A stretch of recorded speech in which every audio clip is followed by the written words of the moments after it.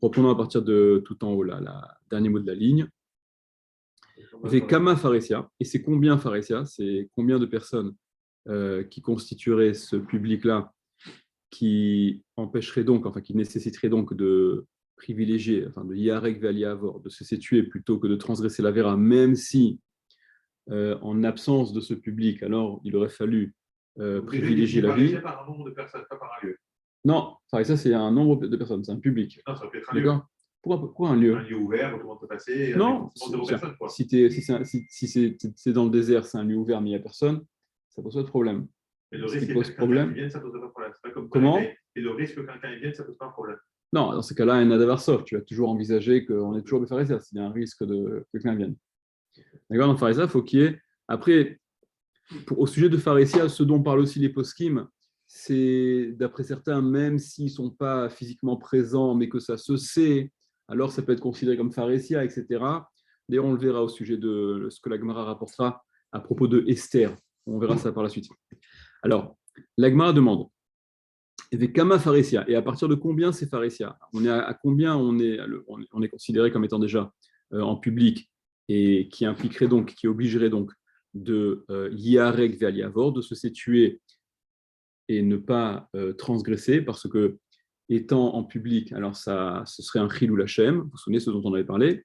Amar Rabbi Yaakov, Amar Rabbi Yochanan, il a dit Rabbi Yaakov au nom de Rabbi Yochanan, En Pharesia Pruta Miasara Bene Adam, il n'y a pas de Pharesia à moins de 10 hommes. Le minimum nécessaire pour qu'on soit en situation de Bepharesia, il faut qu'il y ait 10 hommes. La Gemara dit Pshita Israelim Ba'inan, il est évident que ce sont des juifs dont on a besoin, c'est un public, il y a besoin d'un public juif pour qu'on considère que ce Chilul Hashem là, il soit, voilà, c'est le Chilul Hashem dont on parle. Dirtiv, comme c'est écrit, puisque c'est écrit, Venikdashti Betor Bene Israël, donc c'est le passouk qu'on avait rapporté l'Amoud précédent, je serai sanctifié Betor Bene Israël, parmi les Bene Israël. Baé Rabbi Irmia, il a demandé Rabbi Irmia, Tisha Israël Venochi Echad, Mahou. S'il y a 9 juifs et un goy, qu'en est-il? Ok, tu as dit qu'il fallait 10 personnes et que ça doit être des Israël. Mais qu'en est-il s'il y a 9 juifs et un goy? On peut se poser la question, hein, pourquoi il a donné cet exemple-là, voilà, de 9 et 1, et si c'est 4, c'est pas, je sais pas, il faudrait voir ce que les Mefarshim disent. Mais l'Ichora, c'est une histoire de Rov. Dans ces cas-là, tu pourrais dire même 6 et 4, ou en tout cas, quoi qu'il en soit. De toute façon, vous allez voir que la réponse. Donc en public, ça voudrait dire 10? En public, ça veut dire 10, c'est ce qu'il dit au tout début. Okay. Kama Pharesia, Rabbi Yaakov, au nom de Rabbi Yochanan, c'est pas moins de 10. Il faut un minimum de 10. Maintenant, il faut que ce soit des juifs. Et qu'en est-il par rapport à la composition de ce tsibour-là, s'il y a essentiellement des juifs, mais pas que, s'il n'y a pas 10 juifs? C'est pas une halakha pour le coup. Bah, attends de voir pour ce pas une halakha.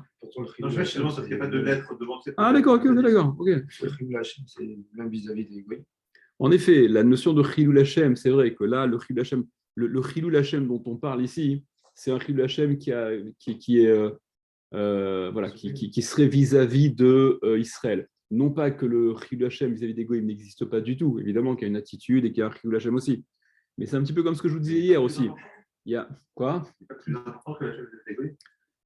C'est différent, ça dépend peut-être. Ça dépend. Aujourd'hui, quand on dit à l'époque, peut-être que c'était différent, mais aujourd'hui, quand tu vis dans des pays, à la majorité de Goïm, le juif, il a quand même ce truc de. Évidemment qu'il a une représentativité et que le juif il est vu comme le juif et qu'il est encore plus tenu d'être vigilant et de pas.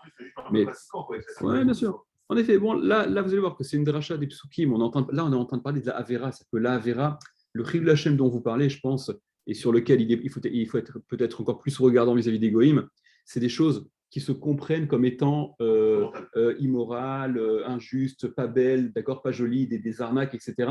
Évidemment que peut-être les Goïm, c'est encore pire. Mais là, le Chilul Hashem dont on parle, c'est de la Avera. C'est-à-dire que pour le Goy, la Avera, finalement, quel mal ça fait. C'est un problème. Comment? Un petit sandwich au jambon. Voilà, ça n'a pas de connotation moralement négative. Il y a aucun problème éthique au regard du Goy de transgresser Shabbat ou de mettre ses lacets de couleur là, différentes du Goy. D'accord, c'est deux natures de Chilul Hashem qui sont différentes. Là, sur quoi on s'intéresse, c'est le Chilul Hashem par rapport à la transgression de la Avera Bichlal. On n'est pas en train de parler du CO2 ou de la TVA ou des arnaques où les Juifs ils peuvent. Malheureusement, il y en a qui se sont illustrés.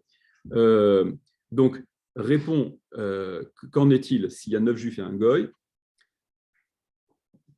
Maou, qu'en est-il? Tashma, viens, écoute. Donc, détané, selon ce qu'on a enseigné. Raviana Yahud et Rabbi Chia bar Abba. Il y a Rav Yanaï, donc le frère de Rabbi Chia bar Abba, qui dit la chose suivante. Atia Tor Tor. Ça vient de Tor Tor. Il y a une Xerashava qui est faite avec le terme Tor Tor. Donc, ce terme Tor à l'intérieur, parmi, qui apparaît à 2 endroits. Donc, le passouk qu'on vient de citer. Venik Dashti Betor Ben Israël. Je serai sanctifié parmi les Ben Israël. Donc, c'est ce qu'il dit immédiatement. Ktivacha, c'est écrit ici. Venik Dashti Betor Ben Israël. Je serai sanctifié parmi les Ben Israël. Urtivatam, et c'est écrit là-bas. Hibadlu mitoch haeda azot. Séparez-vous de cette assemblée. Donc, rappelez-moi de quelle assemblée il s'agit. C'est l'assemblée de Korach. Donc, Tor, Venik Dashti Betor. Je serai sanctifié parmi. Et Hibadlu mitoch. Séparez-vous d'entre cette assemblée-là. Maléala Nasara, de la même façon que là-bas ils sont 10, Vekulu Israël, et que tous sont des Israël, Afkan, ici aussi au sujet du Chilul Hashem, enfin du Kiddush Hashem qui doit être fait pour ne pas justement transgresser le nom d'Hashem, Asara, il faut qu'il soit 10, c'est à partir de 10 qu'on considère que il y a une assemblée, un tzibour, Vekulu Israël, et tous doivent également être des Israël. Alors, soit que vous avez demandé, quel rapport? Là aussi, dans l'assemblée de Korach, ils n'étaient pas 10. L'assemblée de Korach, ils étaient beaucoup plus, d'accord?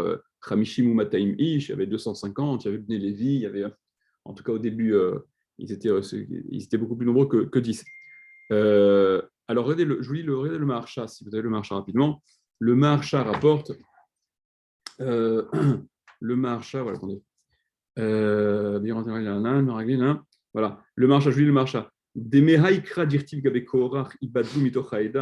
De ce verset-là qui rapporte au sujet de Korach, séparez-vous de l'assemblée. Eno mefurash be dainu asara, on ne voit pas qu'ils étaient 10. Et là, deatia ach eda mi eda dirtiv ameraglim, seulement il y a le terme eda, le terme assemblée, qui est appris également des meraglim, les explorateurs, où il est également question de eda là-bas. Admatai la eda hara'a, jusqu'à quand cette mauvaise assemblée, d'accord, Akadosh Baruch Hu qui parle à Dieu et qui dit jusqu'à quand cette mauvaise assemblée, et de quelle mauvaise assemblée s'agit-il au sujet des Meraglim? Eh bien, des 12 moins 2, puisque d'entre les 12 explorateurs, il y a Yehoshua bin Nun et Caleb ben Yefune qui se sont évidemment qui eux se sont opposés, qui se sont démarqués des autres explorateurs. Et donc, il y a le terme aussi Eda, donc c'est à 2 temps, cette espèce de Xerashava. D'accord? Il y a Ibadlu mitoch haïda, au sujet de Korach, Ibadlu mitoch haïda, séparez-vous de cette assemblée-là. Et la Eda, comment est-elle définie? Par rapport au Meraglim, Admatai la Eda hara azot, jusqu'à quand cette mauvaise assemblée-là, assemblée de 10, et comme pour les Meraglim, comme pour Korach, le passage pour la Gemara le ramène, Ibadlu mitor haïda, il y a le tor, qui permet ensuite de faire le pont avec Venik Dashti Betor. Je serai sanctifié parmi les bénis Israël, donc de Eda où il y a 10, et Tor, ça veut dire qu'il y a 10, le Kiddush Hashem, donc l'attitude à avoir et à se laisser tuer plutôt que de transgresser la Avera, elle se fait lorsqu'on est face à un tzibour de 10, dans la mesure évidemment où ce n'est pas une des Avérotes pour lesquelles on se laisse tuer, même si on est tout seul. Hein, c'est ce dont on avait parlé avant. Ok, continuons. Là, la Gemara pose la question. Voilà, c'est la souillée intéressante. Amar, alors, la Gemara s'étonne. Veha, mais pourtant, Esther, la reine Esther Amalka, l'histoire de Purim, Pharesia, Havaï, c'était Pharesia. Tout le monde savait très bien que si elle est prise comme reine pour Achashverosh, c'est pas pour se regarder dans le blanc des yeux. Donc, il sera question d'une Avera, bien évidemment. Regardez Rashi. Rashi, il est deuxième petit en haut, là. Veha Esther Pharesia Havaï. Mais Esther, c'était Bepharesia, c'était au vu et su de tous. Donc là, la Gemara demande, Esther, c'est le contre-exemple de tout ce dont on a parlé. Veha Esther, mais pourtant Esther, Pharesia Havaï, c'était Bepharesia. Regardez Rashi. Veha Esther, Pharesia Havaï.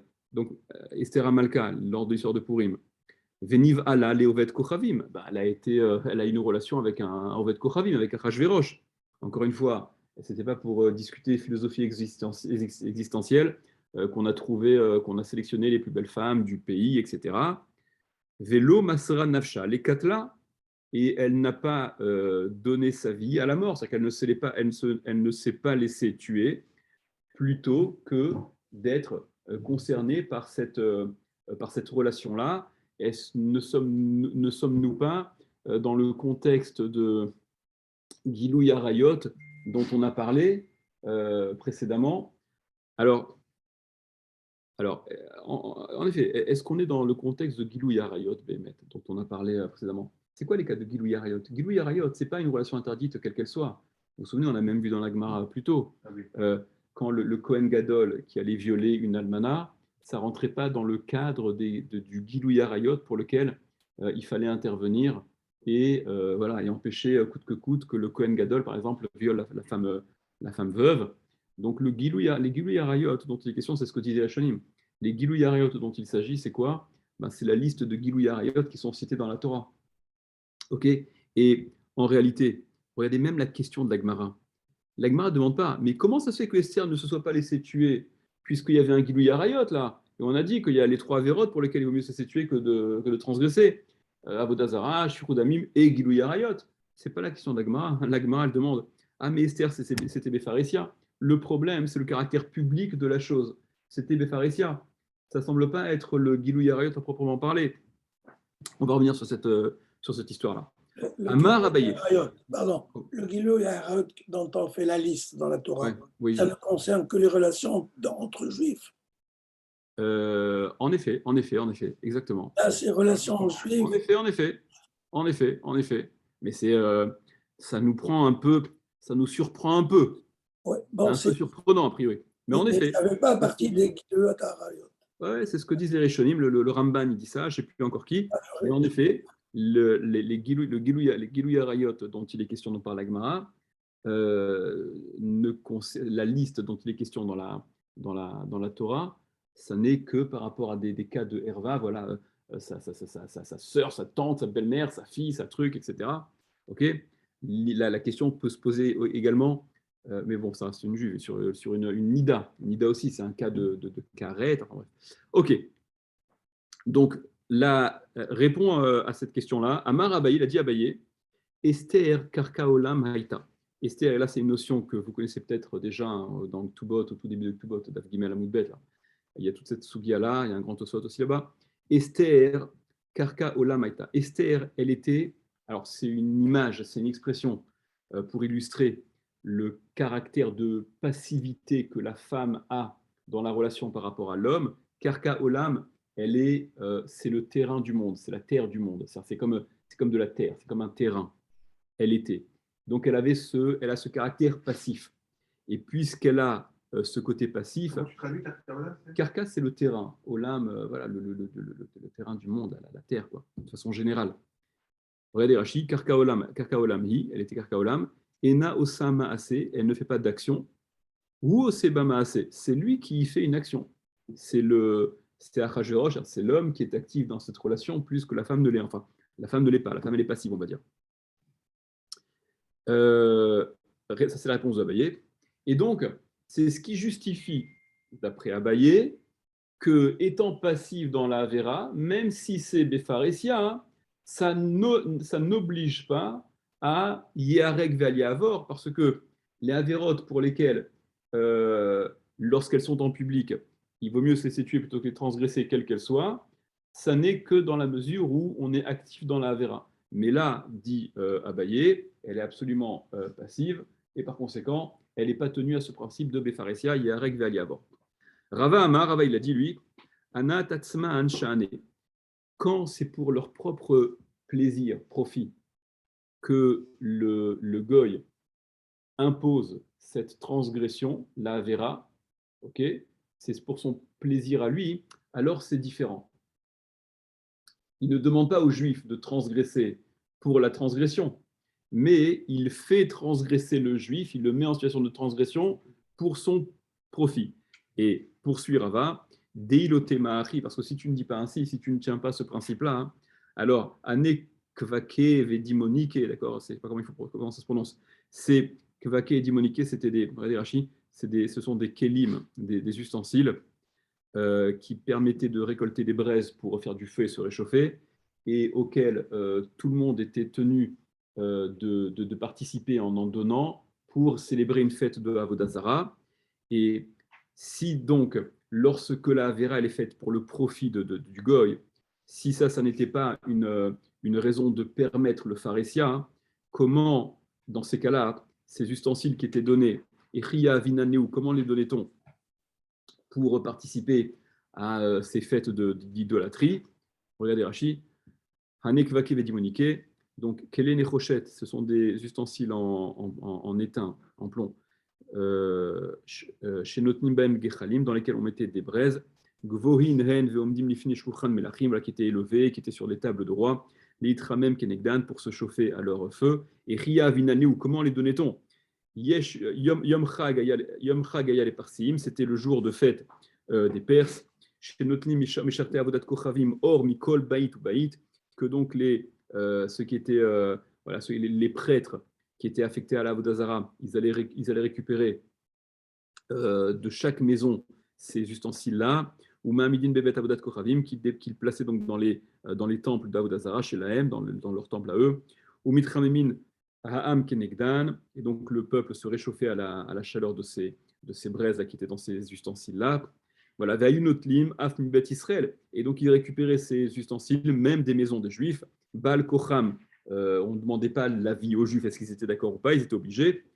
Donc, si le problème de pharésia, il était synonyme de Yeharek ve'al-yavor, vaut mieux se laisser tuer que de transgresser, et Ria Avinan Neu, comment leur donnait-on? Comment les Juifs de l'époque leur donnait-on, puisque c'était quelque chose de tout à fait public? Velo Masren Afshayou, et qu'ils ne donnaient pas plutôt leur vie à Kedushat Hashem pour le Kiddush Hashem, Allo, Chok Avodat Kochavim, où c'était une loi de Avodah Zara, cette histoire-là. Et là, donc, tu es bien obligé de dire que, puisque c'était pour leur propre plaisir, pour leur profit, pour se réchauffer, pour célébrer leur Avodah Zara, alors le pharésia, dans ce cas-là, n'implique pas de Yerek Valiavor. Et là, Natatzman Sha'ane, donc parce que quand il s'agit de leur propre profit, donc dans ces kelim là qui étaient perquisitionnés, c'était pour leur profit, c'était pas pour faire fauter le juif. Achanami, ici aussi, dans le cas de Esther avec Achashverosh, Anna Tatzman Sha'ane, leur propre Anaa, quand c'est pour leur propre profit, c'est différent. Et regardez, et la Gemara poursuit, Ve'azda Rava l'etaame, et Rava il est cohérent avec sa raison, il va d'après la raison qu'il tient, ce qu'il pense. De Amar Rava, selon ce qu'a dit Rava, Akum de Amar Léa Israël, un goy qui aurait dit à un juif, Ktol aspasta beshabta, cueille aspasta c'est une herbe, Shabbat, Veshari les chayuta, et donne-la à l'animal, donc cueille des herbes et donne-les à manger aux animaux. Cueillir, arracher une herbe, c'est un interdit de la Torah, évidemment, hein, d'accord, kotser. Ve'ilo katil nalar, et si tu fais pas ça, je te tue. Eh bien, Rava disait liktil velo likatle, qu'il cueille, qu'il arrache les herbes et qu'il ne se laisse pas tuer. Alors évidemment, là vous direz, ben oui, parce que c'est Shabbat, quoi. Tout simplement parce que c'est Shabbat. Et on n'a jamais vu qu'il y ait un règle va y avoir pour Shabbat. Alors allez, prenez Rashi. Ktilas pasta, donc cueille l'herbe, Ktsor et Sev Machal Bema, voilà, cueille cette herbe qui peut servir de nourriture à l'animal, ou sinon je te tue. Eh bien, dans ce cas-là, l'Iktol, qui le cueille, dit Rava, Aspasta, cette herbe, Velo les katlé, à Akoum, que le goy ne le tue pas, des Kevin, des Nomitkaven, ne Aviro, car puisqu'il n'a pas l'intention de le. L'intérêt du goy, là, c'est pas de faire une avera aux juifs. Et là, les tsorke atzmo, c'est pour son besoin, c'est pour donner à manger à son animal. Enkan chilou lachem, donc il n'y a pas de chilou lachem dans ce cas-là. Attendez, c'est le rachid d'après, excusez-moi. Reprenons la Gemara d'abord. Si par contre, il lui a demandé de cueillir, non pas pour donner à manger à son animal, mais il lui dit alors, shader les nahara, mais s'il lui dit donc de cueillir et de shader les nahara, de jeter dans le fleuve, donc c'est gratuit. L'ikatlé, et bien dans ce cas-là, qu'il se fasse tuer, vélo lictol, et qu'il ne cueille pas. Maïtahama, quelle est la raison? La bourré milta kabae, parce que là, il veut lui faire la avera. Regardez Rashi, Shadele Nahara, donc jette dans le fleuve. Donc là, c'est vraiment shmata, c'est vraiment pour faire la avera. Il lui demande de cueillir pour faire la avera. Les aviro mitkaven, c'est pour lui faire transgresser qu'il a l'intention. Et donc la question que je vous disais, mais quel est le problème? C'est pas une avera pour laquelle il vaut mieux se laisser tuer plutôt que de transgresser. Rashi précise, veifaresiahu, et si jamais il s'agit du cas où c'est befaresia, c'est public, ou bien sha'at exerat malchut, ou qu'on est en situation de, vous vous souvenez, sha'at exerat malchut, lorsque on est dans une période où il y a la volonté de la royauté d'éradiquer la Torah, et que dans ce cas-là, même pour une mitzvah kala, on avait rapporté, vous vous souvenez, il vaut mieux se laisser tuer que de transgresser. Donc, l'ikatle velolictol, qu'il se laisse tuer et qu'il ne cueille pas, aspasta, cette herbe. Ok. Regardez, moi, ce que je voudrais qu'on voit un petit peu ensemble, on ne fera peut-être pas tout entier parce qu'il est un peu long, mais il y a sur cette notion-là de Esther, et donc la Gemara qui a demandé, nous on était jusqu'à présent dans cette démarche où il y a des avérotes capitales pour lesquelles il vaut mieux se laisser tuer que de transgresser. Donc au titre de ces avérotes capitales, on avait mis de façon, voilà, c'est ce que la Gemara disait, Avodazara, Gilou Yarayot, Shfichut Damim. Gilou Yarayot, on avait un petit peu pensé que la relation d'Esther avec Achashverosh, ça rentrait dans le cadre de Gilou Yarayot, mais vous avez vu que de la formulation de la question de la Gemara, quand on s'étonne que Esther ne se soit pas laissée tuer plutôt que d'être prise par Achashverosh, la Gemara n'a pas formulé mais attends, Esther, Gilou Yarayot, il faut se laisser tuer pour ce truc-là. La Gemara, elle a formulé non. Le problème, c'est par rapport à Pharésia. Et à Esther, Pharésia, vaille. Esther, c'était Pharésia, c'était public. Prenez le Tosfot. Il y a un grand Tosfot très intéressant et qui reprend aussi pas mal le même Tosfot qu'il y a dans Ktubot d'Avgimel Amoudbet. Regardez le Tosfot. Véa Esther, Pharésia, vaille. Mais Esther, c'était Pharésia, c'était en public. Théma, c'est un Tosfot, c'est étonnant. De Aveli Lakshouye, que la question aurait dû être posée. Arayot, availle, c'est un problème de Arayot. C'est tout ce qu'il y a de plus herva. C'est une relation. Est-ce qu'il y a plus de relation que ça? D'autant plus que le Hamoud précédent, souvenez-vous, ce qu'on avait vu, ce qu'on avait dit, c'était que on avait mis dans le même sac, enfin dans le même pasouk, c'était le Rotsear, celui à qui, enfin, alors pas dans le cas, c'était le Rotsear à comprendre au sens, vous vous souvenez, on en avait parlé dans l'Hamoud précédent, celui qu'on menace de tuer sous peine d'être lui-même tué s'il ne tue pas, hein, il doit se laisser tuer plutôt que de tuer. D'accord? On menace Réhouven, va tuer Shimon, sinon je te tue. Réhouven doit se laisser tuer. Et on avait mis dans le même sac, ainsi que la Nara Meurasa. Et la Nara Meurasa, on avait aussi dit dans le Hamoud précédent, et vous vous souvenez, j'avais relevé, c'était hier, avant-hier, je ne sais plus, je vous avais dit, c'est ce qui est marqué, en tout cas, c'est le mot Tehareg Ve'al Ta'avor, qu'elle se laisse tuer et qu'elle ne transgresse pas. D'accord? C'était 2, 4, 6, 8 lignes à peu près avant la fin du Hamoud précédent. Là-bas, c'était marqué. Et la Nara aussi. La Nara Meurasa, Tehareg, Ve'al Ta'avor, qu'elle se laisse tuer et qu'elle ne transgresse pas. Donc, dis Tosfot, pourquoi la question de la Gemara n'est pas mieux ciblée? Il y a un problème de Harayot, comme on l'a dit juste avant. Aussi bien celui qui est menacé de devoir tuer que la Nara Meurasa, eh bien, ils sont concernés par cette halakha de Yareg Ve'al Yavor. Urmoken caché. Et voilà, et également, ça pose problème. Beresh Ktuvot, voilà, il cite cette même Souga dans Ktuvot, des Hamar, alors qu'en fait, là-bas, la Souga, là-bas dans Ktuvot, il est question, vous savez, il est question là-bas du Hagmon. Le Hagmon, c'était l'espèce de seigneur de l'endroit qui pratiquait le droit de cuissage, ce qu'on appelle le droit de cuissage. Lorsqu'il y avait un nouveau mariage, il piquait la kala, la fiancée, de sous la choupa, il allait avec elle, il inaugurait, et donc la Gemara parle de ça, qu'est-ce qu'on fait par rapport au jour du mariage, où il y avait la crainte que le Hagmon vienne, et on décalait donc les jours, etc. Et la Gemara envisage qu'on puisse dire aux jeunes filles, aux jeunes femmes qui étaient mariées, de ne pas se laisser tuer pour ne pas être violées, parce que dans un cas de honnête, il était préférable qu'elles se laissent. Alors, ça, c'est ce dont il va être question ici. Là-bas, la Gemara dit, il faut leur dire que elles ne doivent pas se laisser tuer, elles sont victimes, c'est un viol, qu'elles ne se laissent pas tuer plutôt que d'éviter le viol. Et dans ce cas-là, c'est permis. La Gemara, elle dit oui, mais il y a les proutsot. Il y a celles à qui, si tu dis ça, hein, ben finalement, elles ne seront pas si. Elles risqueront de ne pas s'opposer et peut-être voilà, d'être consentantes. Bon, ce qui est un peu étrange en soi, parce que être consentante pour un viol, ça semble un peu étrange. Mais en tout cas, voilà, la Gemara là-bas dit il y a les tsnuot. Comment? Il y avait un moyen d'éviter ce là. Ah, quand il était sur place, il n'y avait aucun moyen d'éviter. Voilà. Le seul moyen, c'était de s'opposer jusqu'à être tué. Et là-bas, la Gemara. Alors, il n'y avait pas des bancs comme à la mairie aujourd'hui, etc. Mais voilà, c'est le sujet de la Gemara là-bas. Par rapport aux habitudes, alors il y avait, on savait plus ou moins. Voilà, là-bas, voilà. En gros, c'est un peu l'histoire. Okay, donc, on avait décalé justement pour éviter. Mais en décalant, on était un peu en décalage justement par rapport à la Takana des Khamim. Donc, qu'en était-il? Est-ce qu'on pouvait décaler, pas décaler? Oui, c'est un honnête. Ce qui nous intéresse, le point là, ce dont je veux parler maintenant, c'est par rapport à cette notion que la Gemara relève.